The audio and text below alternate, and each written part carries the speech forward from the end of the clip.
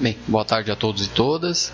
Nesse vídeo aqui eu quero falar sobre o colóquio discente do LECA, né? É o quarto colóquio discente do LECA, Laboratório de Estudos sobre a Cerâmica Antiga, da Universidade Federal de Pelotas.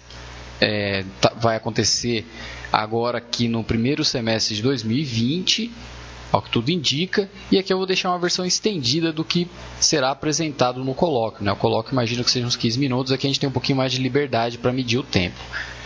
O tema da minha apresentação será as estatuetas de terracota como possíveis oferendas às deusas Atena e Deméter em espaços sagrados siciliotas. Então, a minha orientadora é a professora doutora Elaine Farias Veloso Irata e o meu nome está aí. Eu sou mestrando Felipe Leonardo Ferreira.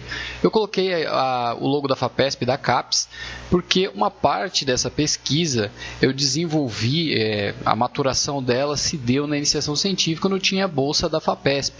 E a CAPES, ela me financiou no mestrado. E também nós temos aí uma maturação do raciocínio do que eu vou apresentar para vocês.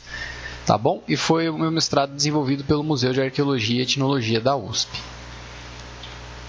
A dissertação, só para saber em que pé está, né?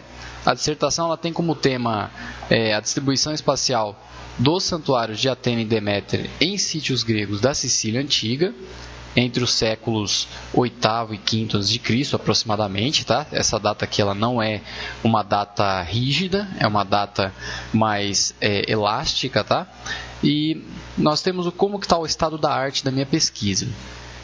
A pesquisa de mestrado foi um levantamento dos espaços sagrados dessas duas deusas na Sicília nesse período, e com esses dados organizados por ficha catalográfica com categorias específicas que eu trato em outros vídeos, nós construímos tabelas, gráficos, para que a gente pudesse, diagramas de Venn, para que a gente pudesse instrumentalizar para tentar entender quais eram os contornos dos cultos dessas duas divindades no período arcaico da Sicília.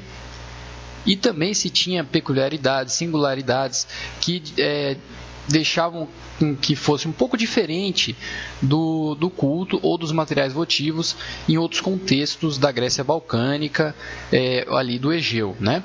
Ou das metrópoles, dessas fundações gregas. Além do corpus que nós pegamos desses levantamentos, desses dados, que muito veio do livro da Francesca Veronese, mas não só, também usamos dados do Stilwell, da Tatak, daquele grande catálogo, aquele monumental trabalho do Hansen e do Nielsen. Nós também utilizamos as fontes escritas, né, primárias lá da época, de Honório Sículo, Tucídides e tudo mais. E também uma revisão bibliográfica que foi bastante importante. A gente acha que isso é uma parte mais, né, custosa do trabalho, tá, mas é importante a gente ver como que andou né, os pesquisadores, como que andaram os pesquisadores anteriores a gente nesses assuntos, para que a gente pudesse tentar dar um passo a mais, um passo diferente, problematizar e não errar da mesma forma, se for o caso, né? E também a produção recente de pesquisadores sobre o tema. Nacionais, temos volume bastante grande, parece que não, há um certo fetiche pela bibliografia estrangeira, mas temos uma produção nacional muito relevante. E também a bibliografia estrangeira, claro, porque a gente não vai ficar negligenciando informação, negligenciando trabalhos, né? Então a dissertação ela encontra-se encerrada, porém ainda não defendida. A previsão é no segundo semestre de 2020.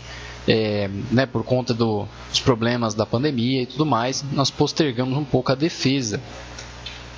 O que a gente chama de pólis, eu sempre trago essa imagem, quem já acompanha os vídeos, já viu outras apresentações, já deve ter se deparado com ela, porque é mais ou menos assim que eu gosto de começar, porque nem sempre é o mesmo público, né? Então, para a gente ter uma moldura da apresentação mais uniforme, só para mostrar em que termos nós estamos pensando.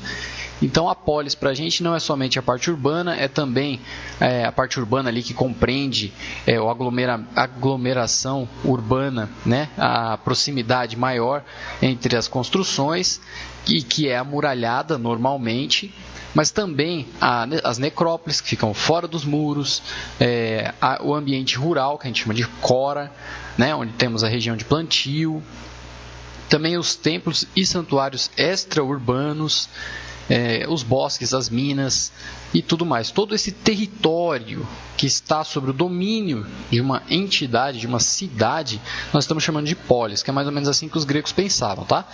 Lógico, esse desenho é muito esquemático, não era assim exatamente na prática.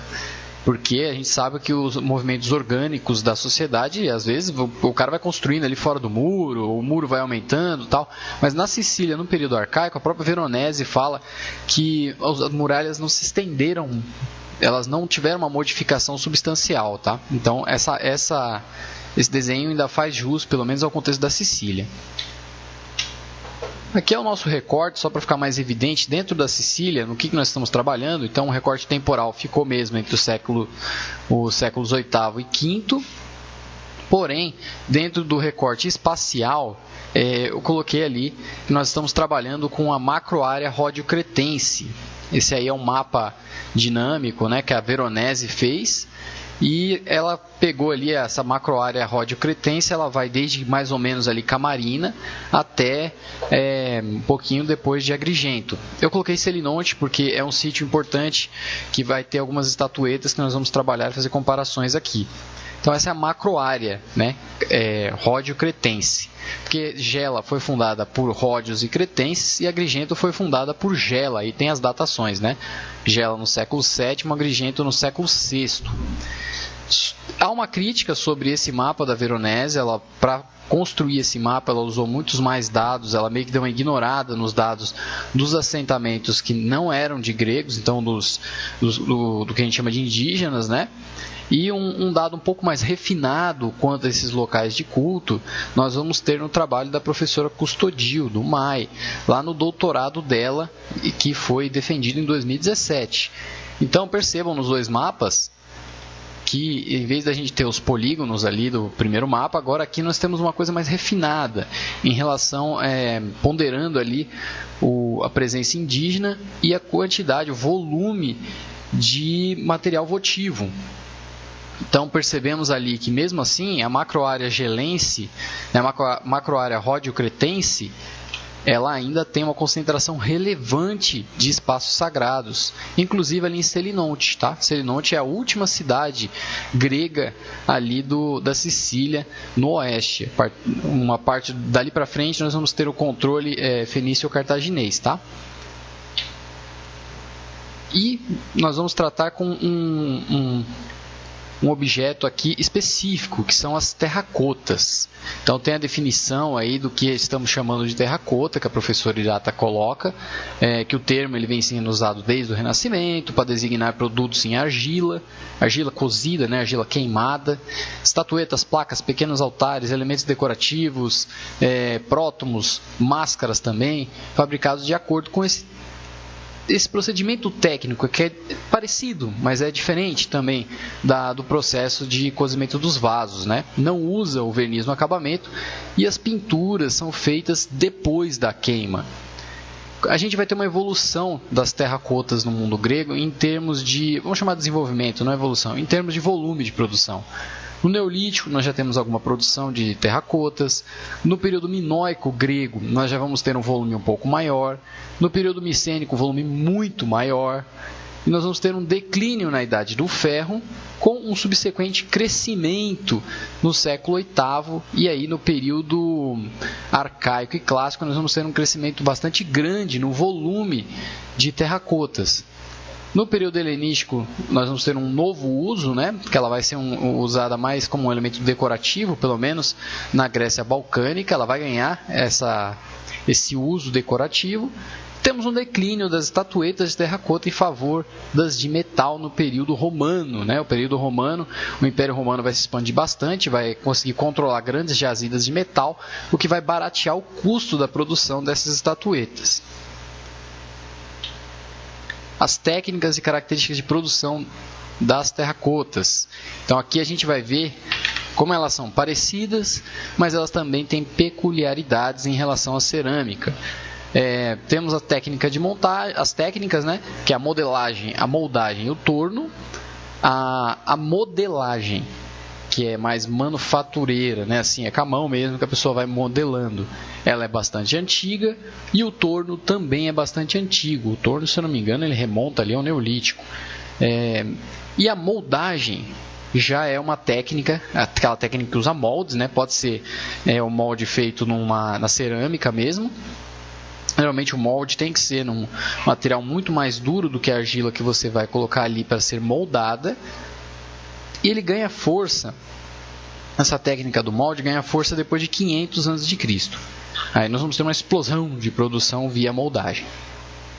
Temos o verso alisado, onde só a parte frontal da estatueta, no caso aqui já pensando nas estatuetas, vai ser modelado, vai ser delineado, detalhado, e o verso vai ter um alisamento, vamos colocar uma espécie de chapa de acrílico, de argila, né?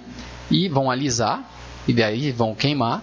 Temos o relevo pleno, quando tanto a parte frontal quanto a anterior e as laterais serão modeladas, então fica parecendo uma figura para ser vista em 3D, né? Para ser vista em todas as dimensões, né? 3D ela já é, mas para ser vista em todas as dimensões de todos os lados. Temos a técnica da estampagem também, que é quando a gente pega aquela argila e pressiona sobre pode ser uma outra estatueta, pode ser sobre um prótomo, mas essa estampagem, depois que você tira, ela fica parecendo uma máscara, sabe? Com uma concavidade.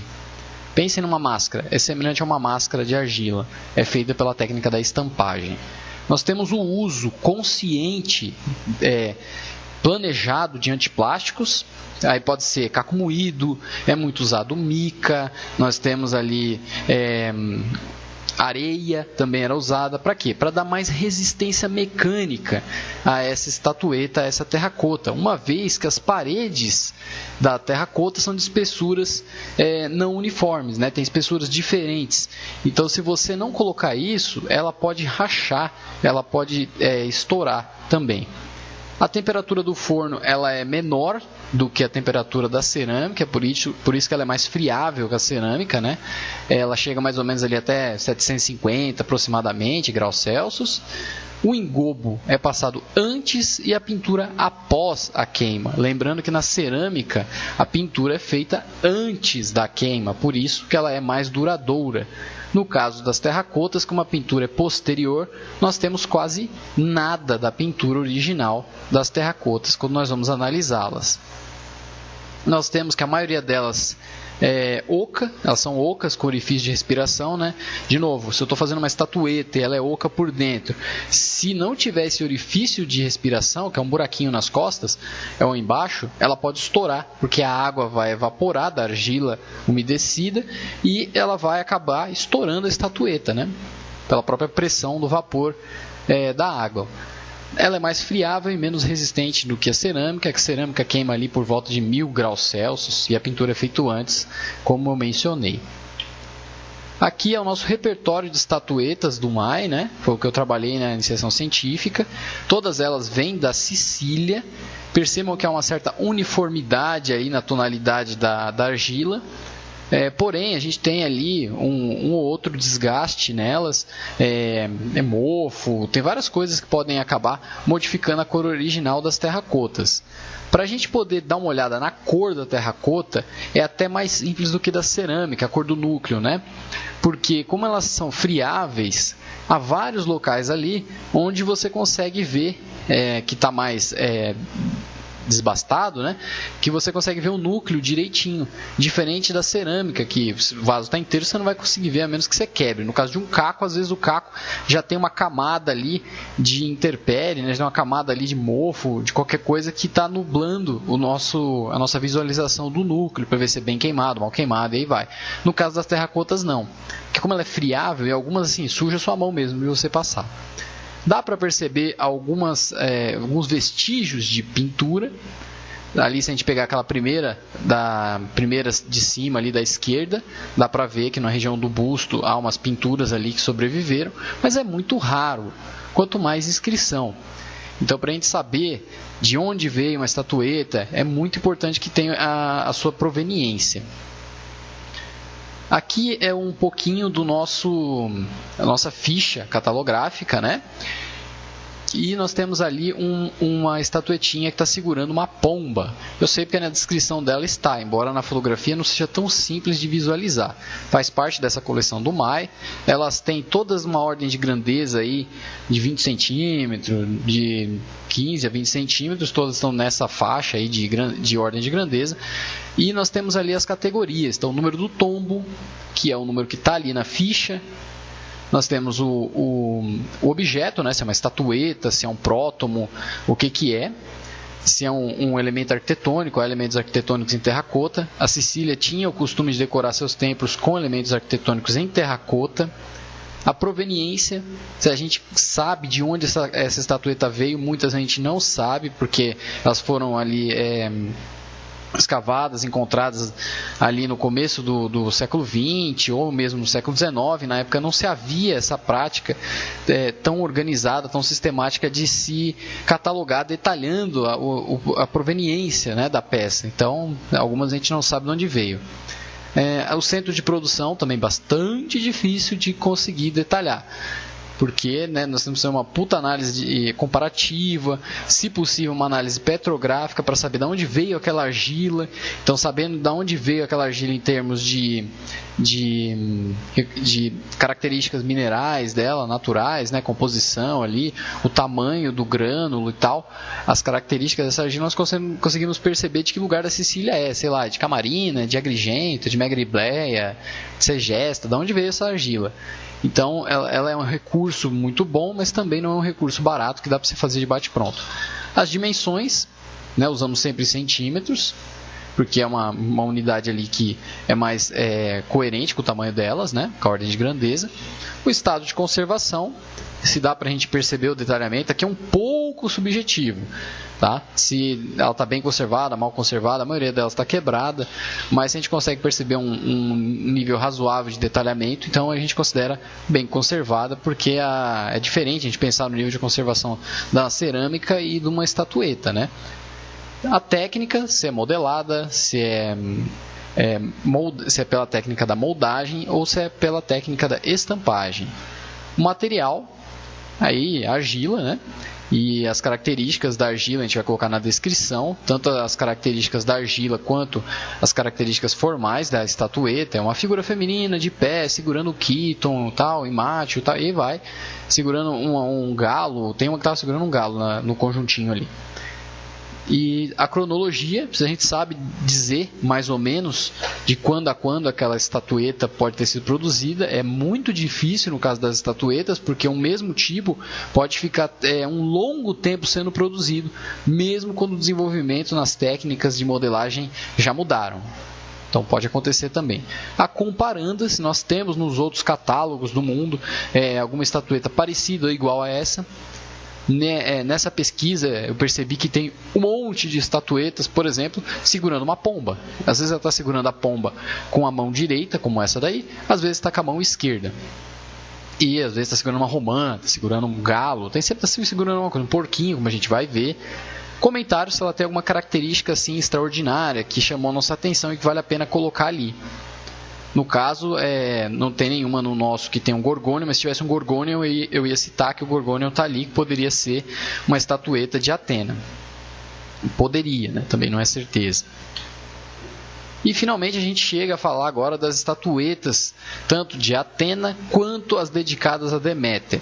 Só para que a gente consiga fazer a comparação depois, eu trouxe aqui algumas estatuetas que foram encontradas pelo Blinkenberg lá no começo do século XX, na ilha de Rhodes, na cidade de Lindus, que estão lá no Museu Nacional de Copenhague, né?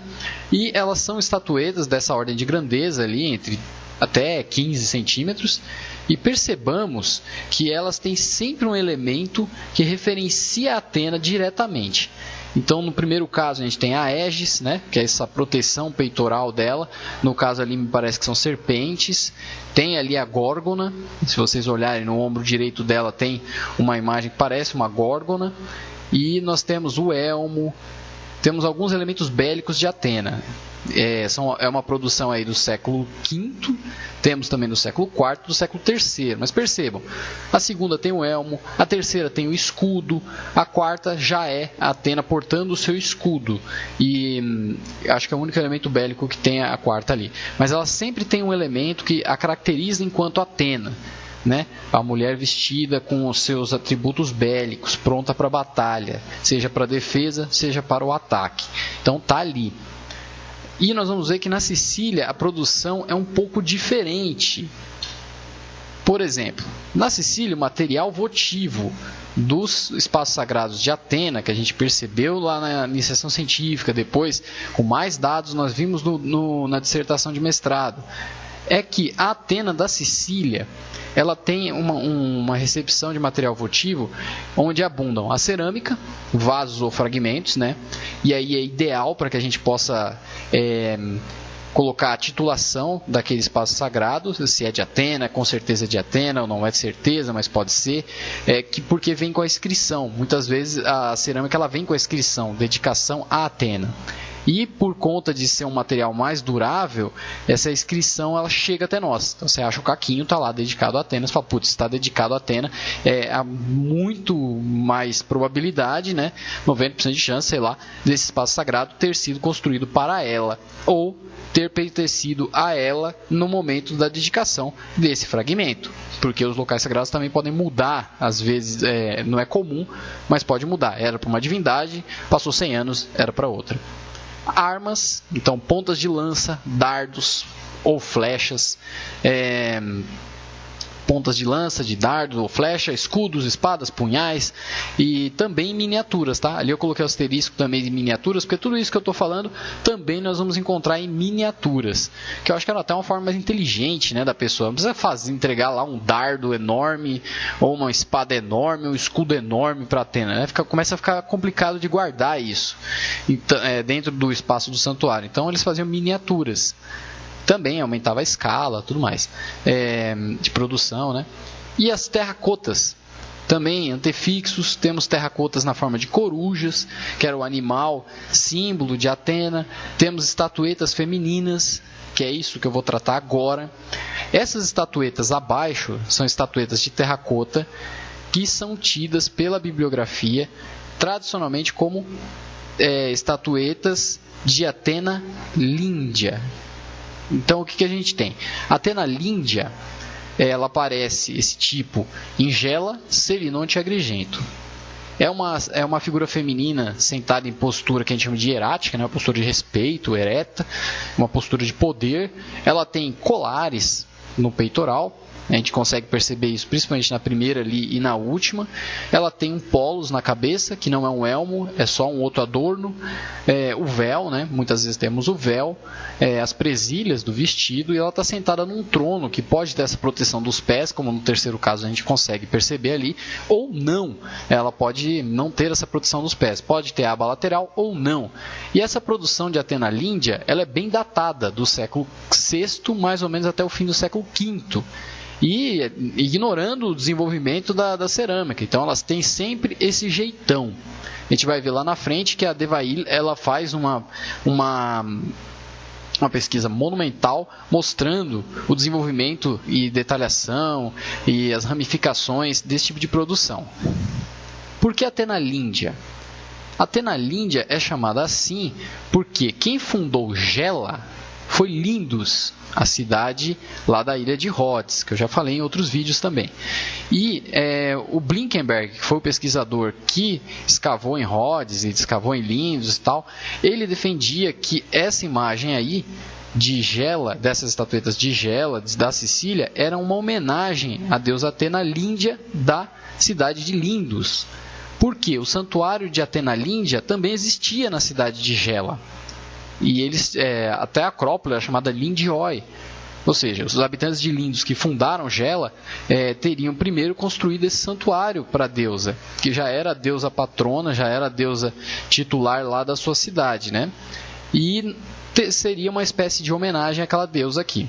Eles estariam fazendo essa imagem em terracota, que seria igual a imagem de madeira, a imagem de culto lá do santuário de Lindus, lá na ilha de Rhodes.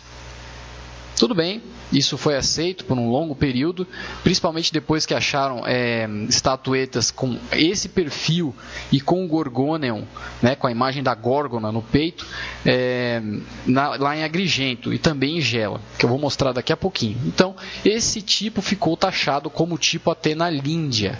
Mas tem problemas. Depois nós vamos ter uma discussão, um debate sobre isso, porque não, tem problemas essa identificação direta com Atena. Mas antes de chegar lá, vamos dar uma olhadinha nas estatuetas que aparecem para Deméter. Então, o material votivo dos espaços sagrados de Deméter. Eu vou colocar Deméter e Coré aqui, porque quase sempre elas são cultuadas juntas. Então a gente vai ter cerâmica também, vasos ou fragmentos, mais um tipo específico de vaso, que são as hídrias, né, de carregar água, e recipientes para grãos, que tem um tipo que se chama Kernoi, se eu não me engano, que é o tipo mais comum de carregar grãos. Nós vamos ter também terracotas, mas aí temos um tipo específico na Sicília, que são os prótomos. Os prótomos de terracota, também já trabalhei em outro vídeo, tem aqui, posso deixar linkado, que são, parece uma máscara de argila, mas é um pouco maior. E nesse contexto siciliota, eles aparecem exclusivamente nos espaços sagrados de Deméter e Coré. No resto do mundo grego, eles vão aparecer também ligados a outras divindades, dedicados a outras divindades, como Hera, como Ártemis, como Atena. Atena lá em Lindos também recebia prótomos como dedicação. Aqui não, aqui na Sicília eles vão ficar ligados a Deméter e Coré, apenas. Nós vamos ter também estatuetas femininas, mas aí portando um porquinho, romãs, pombas, né, flor de lótus ou tochas. Isso aqui é ligado, esses atributos são ligados ao mito de Deméter e Coré, a história do rapto de Coré, que é muito desenvolvido no hino homérico a Deméter, né? Tanto no segundo quanto no outro, que eu esqueci agora a numeração. Mas o segundo hino a Deméter, ele é mais extenso e ele detalha o rapto de Coré. E aí nós temos os elementos da Deméter e da Hécate usando tochas para buscar, para procurar a Coré. Temos o elemento da romã, que a romã é usada na artimanha do Hades para fazer com que a Coré fique, ela seja obrigada a voltar para o mundo dos mortos. Os porquinhos, que também são usados nas festas das tesmoforias e também está presente no mito, a gente pode desenvolver isso mais tarde, mas só para contar assim, quando Hades rapta Coré e ele vai voltar para o mundo dos mortos, né? Ele crava lá o seu tridente no chão, o chão abre e eles entram para poder viajar lá para o mundo dos mortos. Só que nessa tinha ali um porqueiro que estava com o seu rebanhozinho de porcos ali, né, pelas redondezas, e quando o chão abriu, os porquinhos caíram junto com o porqueiro nesse buraco e foram todos para o reino dos mortos ali de graça. Então o porquinho também está ligado. Já as pombas e a flor de lótus, de cabeça não está me vindo aqui de onde que saíram do mito de Deméter e Coré, mas eles estão presentes em algum momento, ali deve ter algum mito que está ligando as duas, tá? Afrodite é ligada à pomba, se eu não me engano. Mas enfim, o que nós vamos ter dessas estatuetas? Então eu trouxe aí algumas figuras. Essa Athena Líndia, que é do século VI, ela aparece em Bitaleme, que é um santuário extra-urbano ali da região de Gela. Ou seja, temos uma Athena Líndia dedicada num santuário de Deméter e Coré. Extra-urbano, que já não é muito comum no caso de Atena. Geralmente os santuários de Atena são urbanos, dentro da parte mais urbanizada da polis, dentro da haste. E ali do lado, esses dois trabalhos estavam num trabalho do Danilo Taboni. Ele estudou muito Deméter lá no mestrado dele, ele tem vários artigos, aí eu elenquei dois, né? Esse 2012A é referente, eu vou até tirar o A, que aqui só tem um de 2012.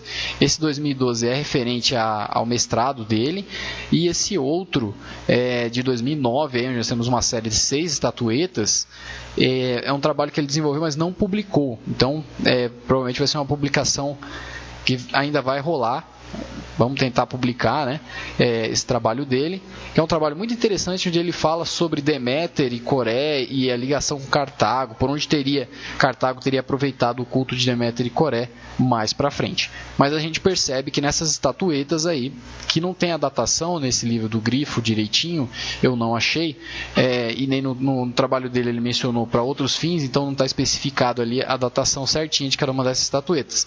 Se é que a gente tem, né, porque como eu falei para vocês, é complicado datar as estatuetas, mas Deméter está sempre segurando essas estatuetinhas que tá descrito como Deméter e Coré, e elas estão segurando sempre uma romã, um porquinho, uma pomba, uma tocha eu não estou vendo aí, mas pode ser também romã, porquinho, flor de lótus, aí vai. Ela está sempre segurando esses elementos que vão referenciar o mito, para que o grego olhe aquilo e ele já saiba. Ah, não está dando para enxergar que é um porquinho. Não, mas tem outra aqui que eu trouxe que talvez dê. Ó, mais duas estatuetas, né? Essas aqui tem mais ou menos 25, 26 centímetros. E elas foram encontradas em Camarina, que também está ali na Sicília. Está um pouquinho para baixo de Gela. Se vocês voltarem no mapa lá que eu mostrei nas primeiras apresentações, primeiros slides, está lá. Datadas do final do século VI e início do século V a.C. Essas estão com a sua descrição mais completa, né? Então elas estão lá no British Museum e está no trabalho do Riggs, que é um enorme, importante catálogo, tá? Então a gente percebe aí que elas estão segurando um leitãozinho. Dá para falar que é Deméter e é Coré?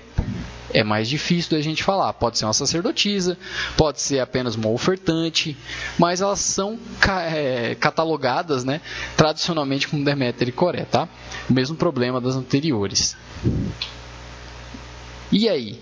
E as representações de Atena Líndia? É Atena Líndia mesmo? A gente pode continuar usando esse termo?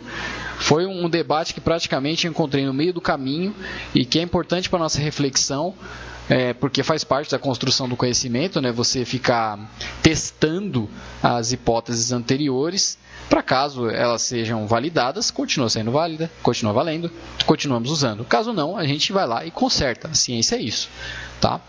Sem medo de que fatos novos possam modificar a nossa visão tradicional. A ciência serve para isso.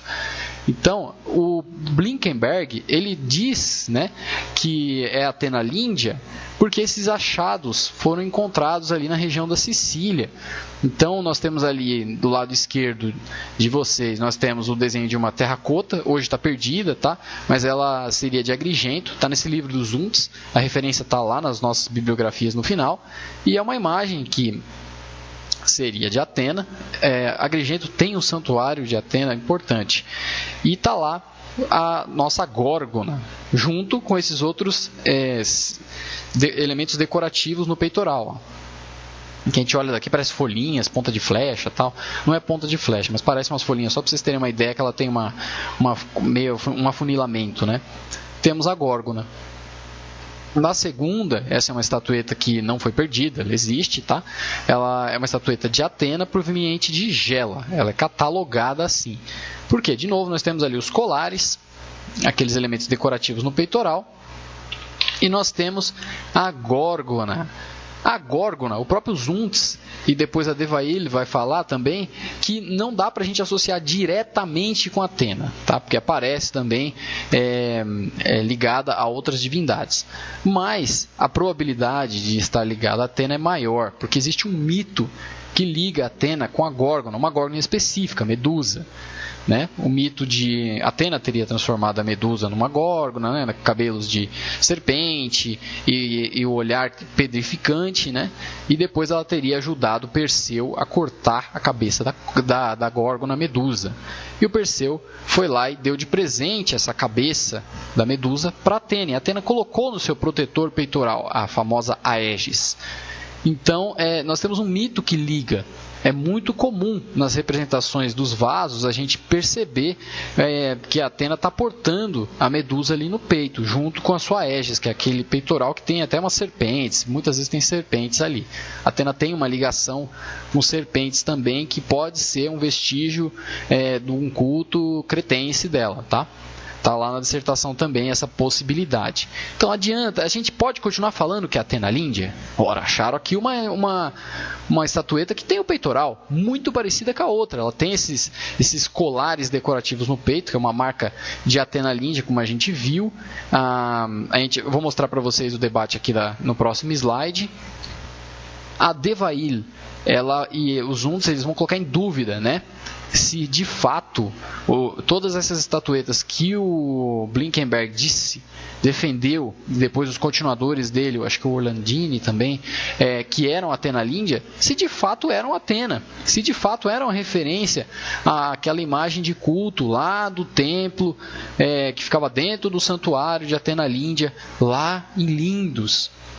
Por quê? Porque não encontraram estatuetas em Lindos com esse perfil, com essas características, mas até aí isso não diz muita coisa, que poderia ter sido uma prática que começou na Sicília justamente para fazer essa homenagem, como o Blinkenberg disse. Mas há outros elementos que a gente percebe que atenuam esse argumento, essa ideia que o Blinkenberg defendia.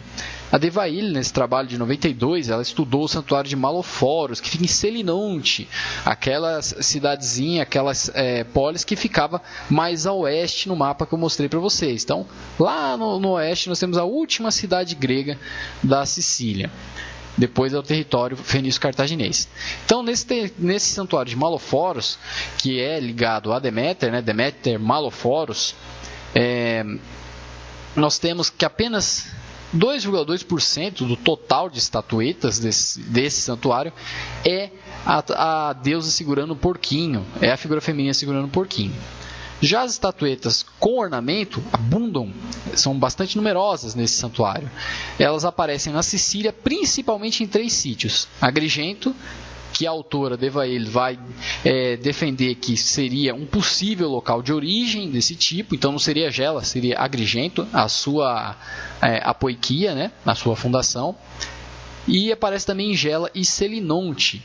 E mais do que isso, ela vai dizer que talvez, e essa hipótese eu acho mais coerente, tá? Aqui eu também coloco com as leituras que eu fiz, que eu acho a mais coerente, de que essa estatueta, essa Athena Lyndia, na realidade, ela era uma figura tipo.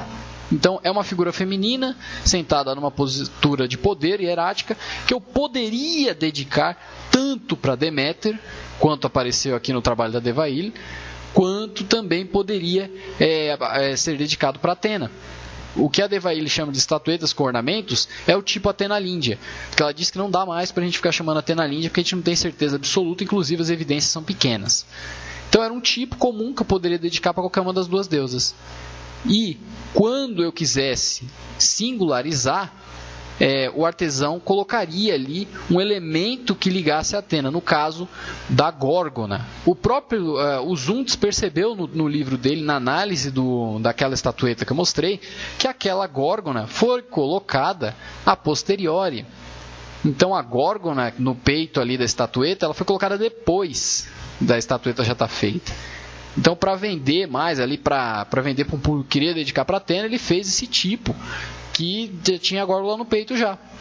Então poderia ser um tipo comum, não necessariamente era Athena. Isso muda muita coisa, né? Porque a gente já não pode mais ficar chamando de Athena Lyndia, a gente pode chamar de estatuetas com ornamentos, como a Devaille vai fazer. Ela faz o traçado, o desenvolvimento, a filiação, qual estatueta veio primeiro, qual estilo veio depois, tal. E é um livro que eu vou deixar aqui também na bibliografia, está em francês, então deu um certo trabalhinho para ler, mas conseguimos, tal, deu tudo certo no fim. Mas é bem interessante para a gente poder dar uma relativizada nessas nomenclaturas já padronizadas. E a coisa parece bem mais simples do que é sugerido inicialmente. Então, é uma estatueta tipo.